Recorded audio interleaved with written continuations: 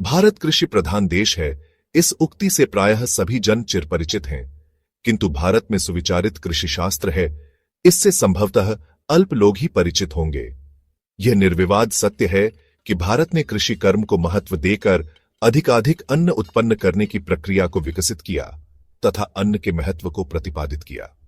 महर्षि पराशर ने तो स्पष्ट शब्दों में कहा कि किसी के हाथ, कान, गले आदि अंगों में स्वर्ण आभूषण भले ही पड़े हों, किंतु अन्न के अभाव में उन्हें भी उपवास ही करना पड़ेगा। स्वर्ण रत्न किसी की क्षुधा शांत करने में सक्षम नहीं है। क्षुधा की शांति एकमात्र अन्न से ही होती है। अतः अन्न को उपजाने वाले कार्य अर्थात कृषि कर्म को ही करना आवश्यक है। यह सार्वकालिक एवं सार्वभौम सत्य है। किसी भी भूभाग में अन्न की उपेक्षा नहीं की गई है। भारत ने तो अन्न को उपजाने के साथ साथ इसके उपयोग पर भी अनुसंधान किया तथा विभिन्न स्वाद के व्यंजनों का भी आविष्कार किया। भारतीय श्रद्धालुजन अपने इष्टदेव को 56 प्रकार के व्यंजन अर्पित कर आनंदित होते हैं। इतना अधिक स्वादुपरक व्यंजनों का निर्माण भारत से बाहर दुर्लभ ही है। भारतीय जनमानस की शाकाहारी प्रवृत्ति अन्नों के उत्पादन एवं उनके विविध व्यंजनों के निर्माण की प्रेरक रही है। जहां अन्न के उपयोग एवं व्यवहार की महत्ता होती है, वहां उसके अधिकाधिक उत्पादन एवं संरक्षण संबंधी चिंता स्वाभाविक है। आचार्य वराह मिहिर ने कृषि और वृष्टि दोनों के वैज्ञानिक पक्षों पर विशेष बल दिया है। कृषि के लिए अत्यावश्यक वृष्टि को मानते हुए उसके पूर्व ज्ञान के लिए अनेक पक्ष प्रस्तुत किए हैं। इसी प्रकार कृषि क्षेत्र में गुणवत्ता को इंगित करते हुए अनेक प्रयोगों का उल्लेख किया है, जिससे फल देने वाले वृक्षों के शीघ्र विकास तथा उनमें होने वाले रोगों के निवारण पर भी प्रकाश डाला है। उदाहरणार्थ कुछ अंश यहां भी प्रस्तुत हैं। मृद्वी भूः सर्ववृक्षाणां हिता तस्या तिलान्वपेत पुष्पितांस्तांश मृद्वियात कर्मेतत् प्रथमं भूव। अर्थात वृक्षारोपण से पूर्व, बाग लगाने के पूर्व मिट्टी को कोमल बनाकर उसमें तिल बो दें। तिल उग कर जब फूल लेने लग जाए तो उसे उसी स्थान पर मसलकर मिट्टी में मिला दें। यह बाग लगाने की पूर्व कर्तव्यता है। इस प्रकार की भूमि में लगाया हुआ वृक्ष शीघ्र उगता है तथा पुष्ट वृक्ष होकर शीघ्र ही फल देने योग्य होता है। वृक्षारोपण में कई प्रकार की सावधानियों एवं नियमों का उल्लेख किया गया है। उन सब की चर्चा न करते हुए केवल एक दूसरे में कितना अंतर रखना चाहिए, इसका प्रमाण प्रस्तुत कर रहा हूं। आचार्य वराह मिहिर के अनुसार उत्तमम विंशतिर्हस्ता मध्यमम षोडशांतरम स्थानाथ स्थानांतरम कार्यम वृक्षाणाम द्वादशावरम। एक वृक्ष से दूसरे वृक्ष की दूरी 20 हाथ उत्तम तथा 16 हाथ मध्यम होती है। इससे न्यून दूरी अधम मानी गई है। समीपस्थ वृक्ष एक दूसरे को पीड़ित करते हैं, अतः ऐसा ध्यान रखना चाहिए कि एक वृक्ष दूसरे का स्पर्श न करे। परस्पर सटे हुए या स्पर्श करते हुए वृक्षों के फल देने की क्षमता भी प्रभावित होती है। जैसा कि वराह मिहिर ने निर्देश किया है, अभ्यास जातास्तर्व संस्पृशन्ति परस्परम मिश्रर्मूलैश्च न फलम सम्यग्यच्छन्ति पीड़िता। ऋतुओं में परिवर्तन होने एवं अधिक शीत आतप के आधिक्य से वृक्षों में रोग भी उत्पन्न होने लगते हैं। परिणामतः पत्तों में पीलापन आना, शाखाओं का शुष्क होना आदि दुर्निमित्त दिखने लगते हैं। ऐसी स्थिति में उन वृक्षों की तत्काल चिकित्सा करनी चाहिए। चिकित्सा पद्धति को वृक्षायुर्वेद संज्ञा दी गई है। रोगग्रस्त वृक्ष की चिकित्सा प्रसंग में लिखा है कि वृक्ष के जिस अंग में रोग लक्षित हों, उन्हें तत्काल शस्त्र से काट दें तथा कटे भाग पर वायविडंग, घी और कीचड़ को एक में मिलाकर लेप करें तथा दूध और जल मिलाकर वृक्ष का सेचन करें। यथा चिकित्सित मथैतेषा शस्त्रेणादो विशोधनम विडंग घृत पंकाक्तान सेचेत क्षीरवारिणा। कृषि कर्म में अन्नों की उत्पत्ति का संबंध ग्रहस्थिति के साथ दिखलाते हुए प्रत्येक ऋतु में होने वाले अन्नों के वपन के समय ग्रहस्थिति का भी विवेचन किया गया है। ग्रहस्थिति के आधार पर उपज की न्यूनाधिकता का भी अनुमान ग्रहों द्वारा लगाया जा सकता है। इस प्रकार प्राचीन शास्त्र अन्न उत्पादन के साथ फल उत्पादन के प्रति भी पूर्णतः जागरूक रहे हैं। लगभग कृषि से संबंधित सभी पक्षों पर गहन विचार किया गया है। प्रस्तुत ग्रंथ कृषि पराशर में विशेष रूप से उत्पादन, संरक्षण, बीज संरक्षण, खेतों में होने वाले उत्पाद, पौधों में होने वाले रोग, उनकी चिकित्सा, कृषि के उपकरण आदि समस्त विषयों को सार रूप में प्रस्तुत किया गया है। कृषि पराशर के आरंभ में कृषि के लिए वृष्टि को अत्यंत आवश्यक बतलाते हुए केवल 1 मास पौष की वायु की दिशा और गति के आधार पर पूरे वर्ष में होने वाली वृष्टि का अनुमान करने की अद्भुत विधि दी गई है। प्रसंगात यहां उद्धृत कर देना आवश्यक समझता हूं कि सन 1966-67 में मैंने पराशरोक्त विधि से वायु का निरीक्षण तथा उसके आधार पर वृष्टि का अनुमान करने का प्रयोग काशी नरेश स्व डॉ विभूति नारायण सिंह जी के निर्देश पर किया था। इस कार्य में संपूर्णानंद संस्कृत विश्वविद्यालय के प्राध्यापक डॉ धुनीराम राम त्रिपाठी ने अत्यधिक उत्साह दिखलाते हुए मेरा मार्गदर्शन किया। इतना ही नहीं, आदरणीय डॉ त्रिपाठी ने विश्वविद्यालय की छत पर टेंट लगाकर रात्रिकालीन वायु का समयानुसार प्रति घंटे की वायु का अंकन भी किया। इस कार्य को मैंने रामनगर चौक स्थित महाराजा साहब के भवन, जो डॉ आनंद स्वरूप गुप्त जी का आवास था, पर संपन्न किया था। दोनों स्थानों के वायु विवरण की हम लोगों ने समीक्षा की तथा उसके आधार पर पूरे वर्ष की वृष्टि का निर्देश करते हुए एक तालिका बनाई गई। उस तालिका से प्रतिदिन की आकाशीय स्थिति, वृष्टि, अनावृष्टि आदि का परीक्षण किया गया। परिणामम अत्यंत संतोषजनक रहा।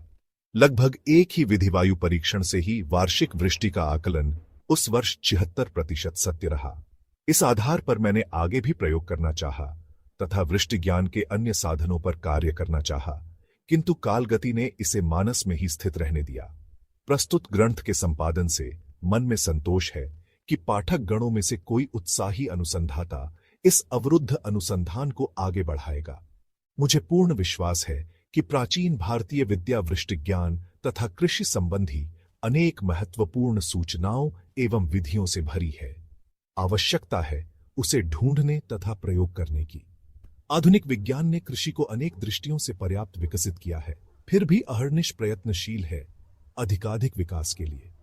वृष्टि के क्षेत्र में भी विज्ञान ने पर्याप्त प्रगति की है, किंतु सदैव वृष्टि की ही सूचना आधुनिक विज्ञान से प्राप्त हो पाती है, जो कृषि की दृष्टि से पर्याप्त नहीं है। वृष्टि की यदि पूर्व सूचना रहती है तो कृषि कर्म को व्यवस्थित करने हेतु अवसर मिल जाता है। केवल 24-36 घंटों की पूर्व सूचना कृषक के लिए अधिक उपादेय नहीं हो पाती। वृष्टि की पूर्व सूचना अथवा वार्षिक वृष्टि की रूपरेखा यदि वर्ष के आरंभ में ज्ञात हो जाए तो उसी के अनुसार कृषि की योजना अधिक लाभप्रद सिद्ध हो सकती है। इसीलिए तो पराशर ने पर्याप्त बल देकर कहा कि वृष्टिमूला कृषि सर्वा वृष्टिमूलम च जीवनम तस्मादादौ प्रयत्नेन वृष्टिज्ञानम समाचरेत। भारतीय ज्योतिष शास्त्र में कृषि और वृष्टि दोनों को समान महत्व दिया गया है, क्योंकि कृषि पर जीवन आधारित है तथा वृष्टि पर कृषि आधारित है। अतः कृषक को दोनों के प्रति सचेष्ट और सावधान रहना आवश्यक है। आधुनिक विज्ञान प्राचीन विधियों का अपने ढंग से प्रयोग कर इन प्राचीन पद्धतियों की गुणवत्ता का आकलन कर सकता है तथा उनका उपयोग भी सरल ढंग से कर सकता है। आशा है आधुनिक कृषि वैज्ञानिक महर्षि पराशर के सिद्धांतों का अनुशीलन करेंगे तथा उनकी गुणवत्ता एवं उपयोगिता को भी प्रकाश में लाने का प्रयास करेंगे। यदि यह संभव हो सका तो मेरा यह प्रयास अत्यंत सार्थक होगा।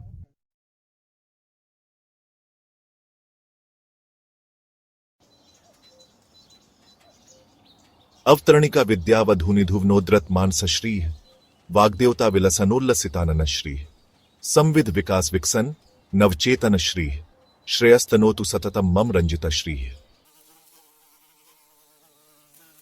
पृथ्वी पर रहने वाले सभी चराचर प्राणी अपने जीवन यापन हेतु किसी न किसी रूप में पृथ्वी पर ही आश्रित है।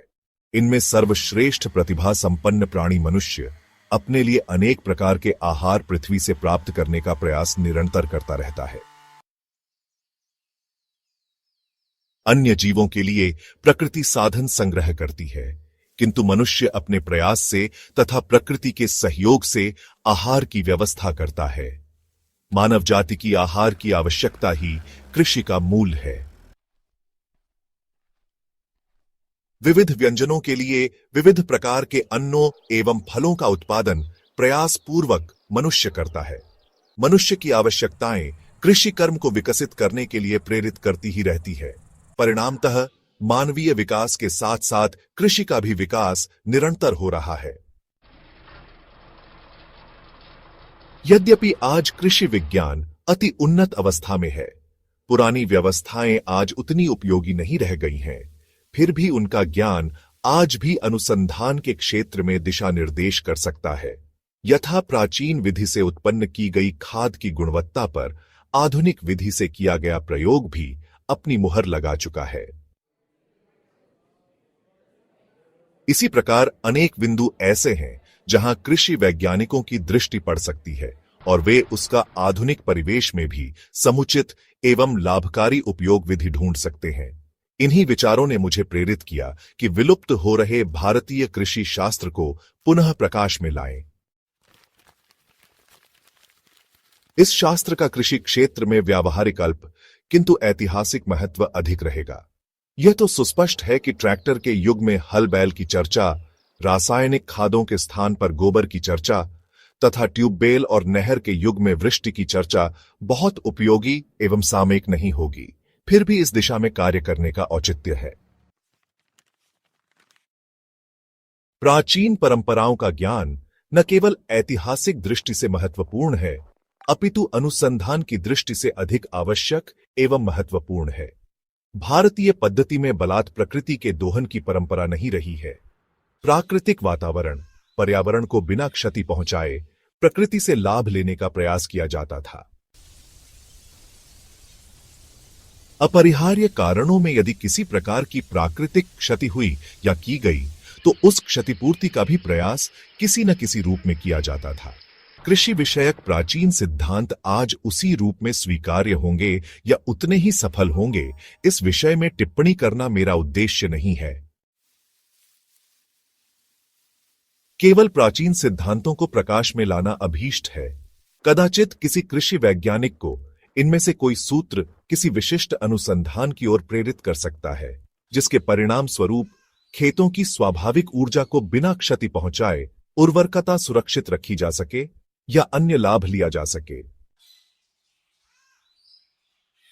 इसी प्रकार कृषि का अत्यंत सहयोगी मौसम विज्ञान भी कुछ प्राचीन मान्यताओं और सिद्धांतों का अनुशीलन कर मौसम की पूर्व सूचना प्राप्त करने में गुणात्मक वृद्धि करने का प्रयास कर सकता है।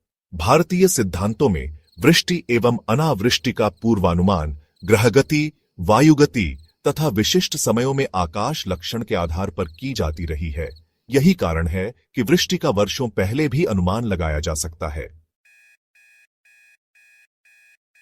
वर्षा के पूर्वानुमान की अनेक विधियां ज्योतिष शास्त्र एवं पुराणों में वर्णित हैं।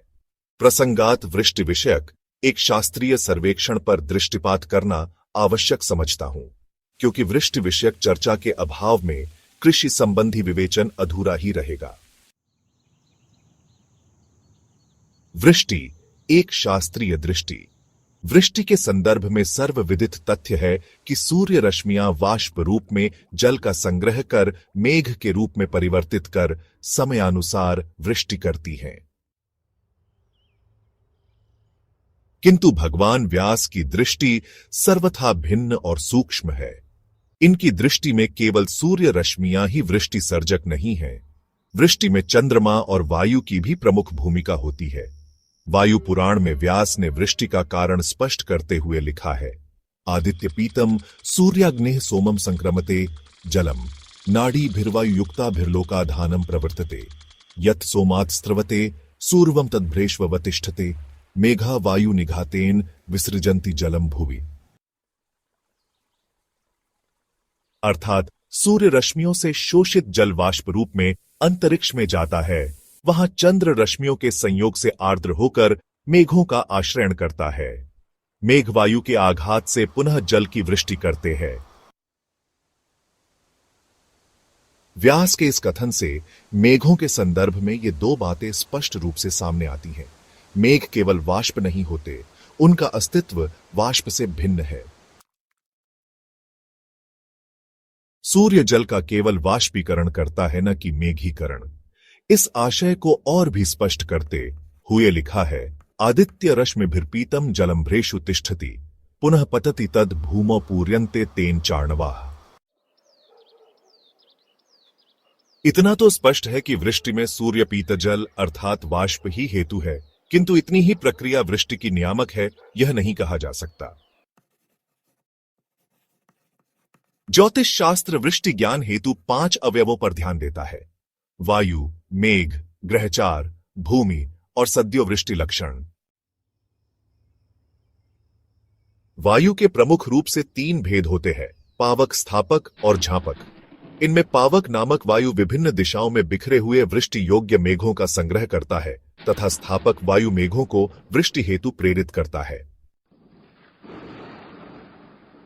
इसी प्रकार मेघों में जलाधान होते समय भी अनुकूल वायु का होना आवश्यक होता है, अन्यथा वाष्प और मेघों का संयोग नहीं हो पाएगा और मेघ शुष्क ही रह जाएंगे। जैसा कि आचार्य व्राह मिहिर ने लिखा है, ह्लादि मृदुदक्षिव शक्रभवो मारुतो व्यद विमलम स्निग्धसित वहुल परिवेश परिवृतो हिममयूखाकौ। वायु की तरह ही मेघों की भी कई जातियां बताई गई हैं। प्रस्तुत प्रसंग में 4 जातियां उल्लेखनीय है: संवर्तक, आवर्तक, पुष्कर, द्रोण। इनमें संवर्तक नामक मेघ प्रभूत प्रलयकारी वृष्टि की क्षमता रखता है। दूसरा आवर्तक मेघ शुष्क होता है, केवल वायुवेग से इतस्ततः भ्रमण करता रहता है। तीसरा पुष्कर मेघ कभी कभी थोड़ी वृष्टि कर पाता है। चौथा द्रोण संझक मेघ संयमित कृषि योग्य वृष्टि करता है। आवर्ता निर्जलो मेघा संवर्तश्च बहुदका पुष्करो दुष्कर जलो द्रोणो सस्य प्रपूरका। ग्रहचार का भी प्रभाव मेघों की प्रवर्षण क्षमता पर पड़ता है, जिसका संकेत लोकोक्तियों में घाघ और खन्ना के वचनों में भी मिलता है: आगे मंगल पीछे भान वर्षा होवे ओ समान।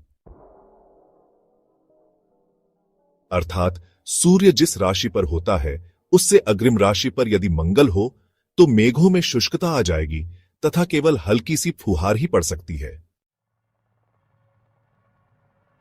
इस प्रकार ग्रहों की विभिन्न राशियों में स्थिति तथा परस्पर संबंधों के आधार पर भी वृष्टि का अनुमान किया जाता है। यथा रक्ष प्रवेशे यदि भास्करे च चंद्रे त्रिकोणे यदि केंद्रगेवा जलालयस्थो भृगुजेक्षितो युतो संपूर्ण मेघा जलदा भवंती। ग्रहों की स्थिति कभी कभी अतिवृष्टि तथा कभी कभी अनावृष्टि में भी सहायक होती है। भूमि की बनावट तथा वहां की वनस्पतियों का भी संबंध वृष्टि को प्रभावित करता है। अतः वृष्टि विज्ञान वेत्ता आचार्यों ने भूमि को भी 3 भागों में विभक्त किया है: अनूप, जांगल और मिश्र। अनूप देश का लक्षण बतलाते हुए कहा गया है: नदी पलवल शैलाढ्य मृदुवाता तपान्विता अनेक वन सस्याढ्य सोनूपो देशुच्यते। जांगल देश स्वल्पोदकतृणो यस्तु प्रवातः प्रचुरात्पः स ज्ञेयो जांगलो देशो बहुधान्यादि संयुतः। मिश्र देश वह होता है जहां उक्त दोनों लक्षण आंशिक रूप से मिलते हैं, यथा संसृष्ट लक्षणों यस्तु देशः साधारणो मतः समा साधारणे वृष्टिः यस्माच्छित वर्षोष्ण मारुतः।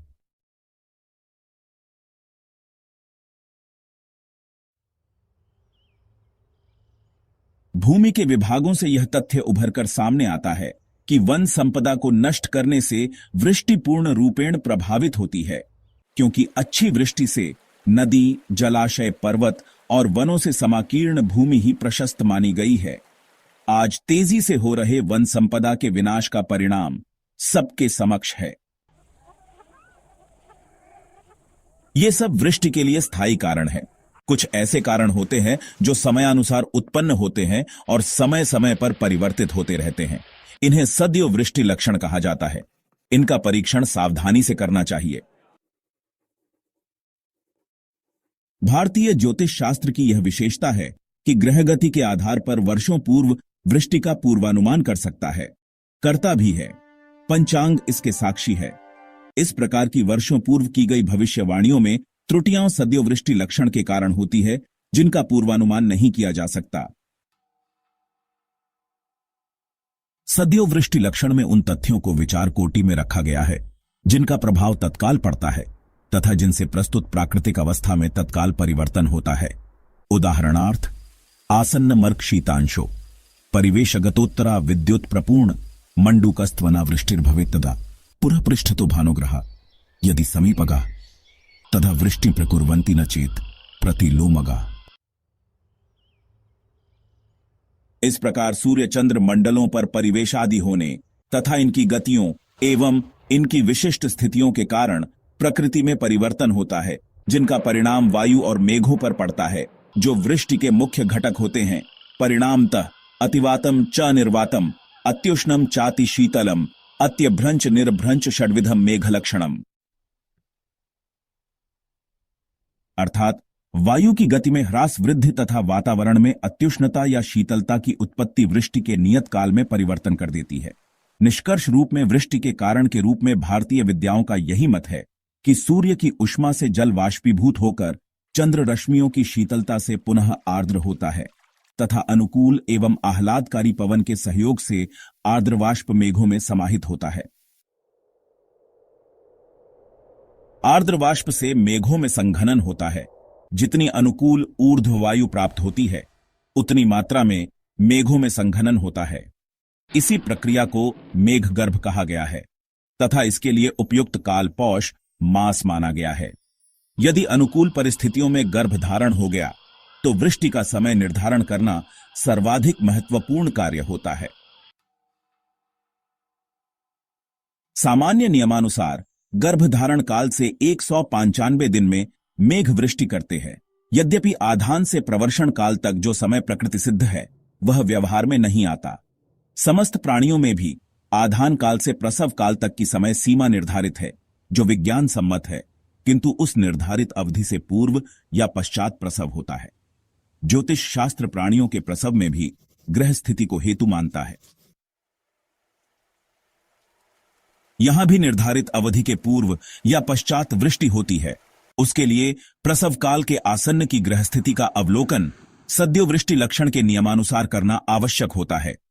वृष्टि में साधक एवं बाधक लक्षणों के संकेत समस्त प्राणियों में भी दिखलाई पड़ते हैं। मनुष्य अपने शरीर पर प्रकृति के परिवर्तनों का अनुभव पशु पक्षियों की अपेक्षा अत्यल्प मात्रा में कर पाता है। इसका एक कारण यह भी है कि मनुष्य अपने कृत्रिम साधनों से अपने आप को प्रकृति से कुछ अंशों में अलग रखता है, जबकि पशु पक्षी पूर्ण रूप से प्रकृति की गोद में ही संपूर्ण जीवन बिताते हैं। मनुष्य का पसीना भी वृष्टि के लक्षण को प्रकट करता है, किंतु आज पसीना किसी को आता ही नहीं। अस्तु पशु पक्षी और कीट पतंग की चेष्टाओं से भी सद्य वृष्टि के लक्षणों का ज्ञान हो जाता है। बृहत संहिता में वर्षा के काल ज्ञान के साथ साथ वर्षा के स्थान, प्रभावित क्षेत्र एवं वृष्टि के प्रमाण का भी ज्ञान करने की विधि बतलाई गई है। वृष्टि से संबंधित कुछ निमित्त कहे गए हैं। उनके आधार पर वृष्टि की व्यापकता का ज्ञान होता है, जैसा कि वराहमिहिर के वचन से ज्ञात होता है। पंचनिमित्तः शतयोजनम तदर्धार्ध में कहन्यात् वर्षति पंचनिमित्ता द्रुपेणैकेण यो गर्भा।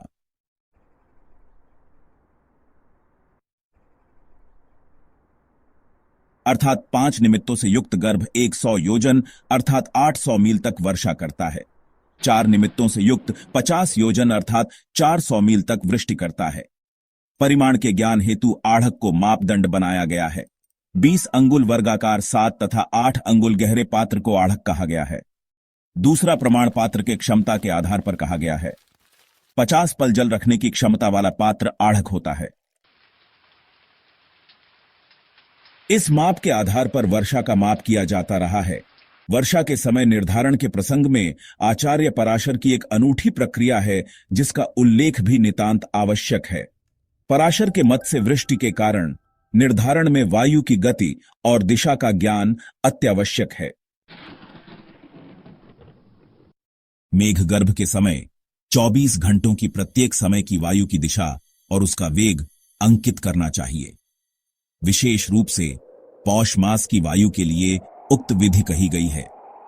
पौष मास के 30 दिनों की वायु की दिशा और गति के आधार पर पूरे वर्ष की वृष्टि का आकलन किया गया है। प्रत्येक 32 दिनों का एक मास तथा प्रत्येक 5 घटी या 2 घंटा एक दिन, जिसमें आधी का 1 घंटा दिन तथा पश्चात 1 घंटा रात्रि का सूचक होता है। जिस कालखंड में पश्चिम और उत्तर की वायु चलती है, उस कालखंड से संबंधित मास और दिन में वर्षा होती है। अत्यंत संक्षेप में इस विधि का विवेचन कृषि पाराशर में किया गया है। ज्योतिष में काल निर्धारण प्रायः ग्रहचार के आधार पर किया जाता है।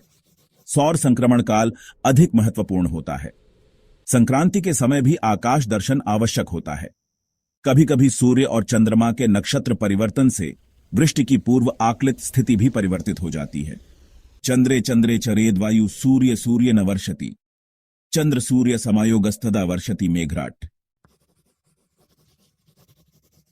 इस सिद्धांत के अनुसार गणना के आधार पर जो समय वर्षा की दृष्टि से नियत हो, उसमें वृष्टि के स्थान पर वायु की वृद्धि हो सकती है अथवा मेघ आकर भी वृष्टि नहीं कर सकते हैं।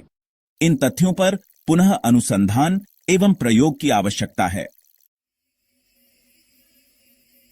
आशा है आज के मौसम विज्ञान के अध्येता एवं अनुसंधाता इस दिशा में प्रयत्नशील होंगे तथा निश्चय ही कुछ नवीन एवं जनोपयोगी उपलब्धियां हस्तगत होगी।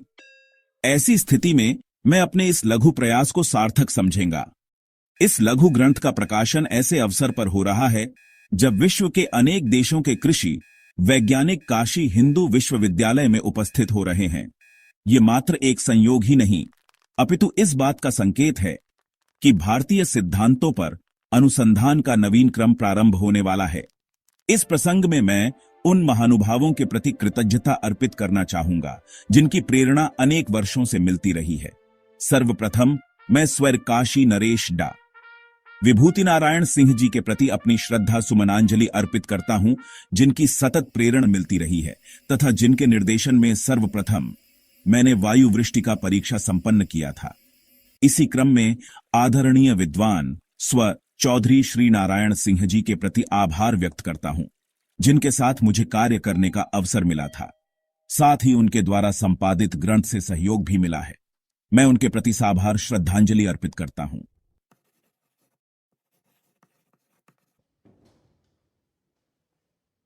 इस ग्रंथ के प्रकाशन में उत्साह दिखाने वाले मोतीलाल बनारसीदास प्रतिष्ठान, विशेषकर श्री लाली बाबू को साधुवाद देता हूं, जिनके प्रयास से इसका द्रुत मुद्रण संपत्र हो सका। अंत में उन सभी सहृदय पाठकों को धन्यवाद ज्ञापित करता हूं जिनके रुचि से ही ग्रंथ की सार्थकता सिद्ध होती है। मैं कृषि शास्त्र से विज्ञ नहीं हूं, केवल ज्योतिष शास्त्र का अनुरागी अध्येता मात्र हूं। अतः जिन अंशों को मैं पूर्णतया सुस्पष्ट न कर सका, उन अंशों को विज्ञ जन अपनी प्रज्ञा से सुस्पष्ट कर मेरा सहयोग करेंगे। मैं उन सभी विद्वज्जनों का आभारी हूं जिनका प्रत्यक्ष एवं अप्रत्यक्ष आशीर्वाद कार्यरत रहने के लिए प्रेरित करता रहता है।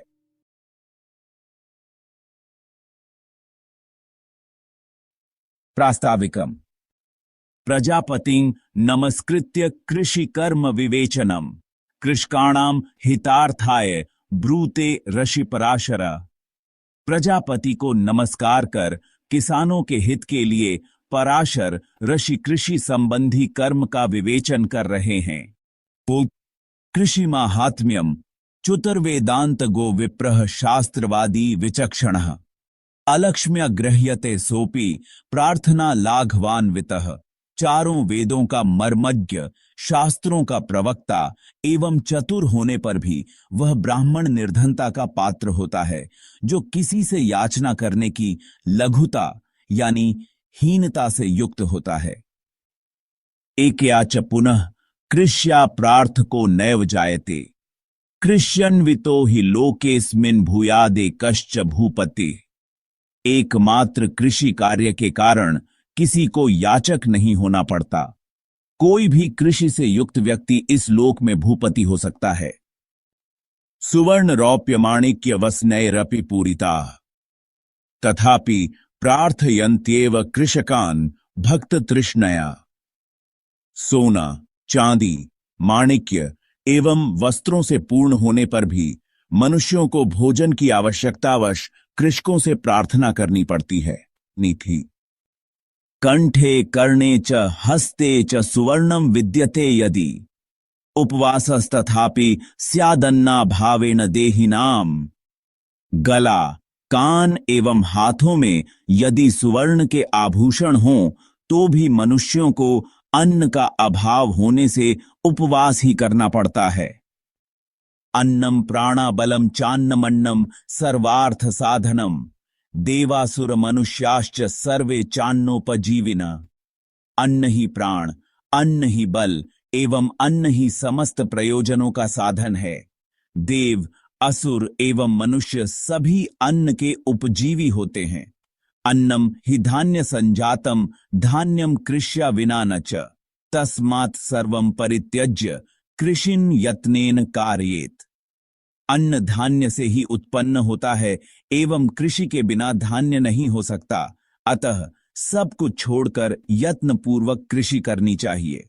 बट कृषिर्धन्या कृषिर्मेध्या जंतूनाम जीवनम कृषि हिंसादिदोष युक्तोपि मुच्यते तिथि पूजनात्। कृषि धन्य एवं पवित्र होती है। कृषि ही प्राणियों का जीवन है। कृषि कर्म करने वाला व्यक्ति हिंसा इत्यादि दोष से युक्त होने पर भी अतिथि का पूजन करने के कारण उक्त दोषों से मुक्त हो जाता है। तेनार्चितम जगत सर्वमतिथिर्येन पूजिता अर्चितास्तेन देवाश्च स एव पुरुषोत्तमा। जिसने अतिथि का पूजन किया है उसने समस्त जगत की पूजा एवं संपूर्ण देवों की अर्चना कर ली है, वही व्यक्ति पुरुषोत्तम होता है। इति पुरुषोत्तम तात्यति।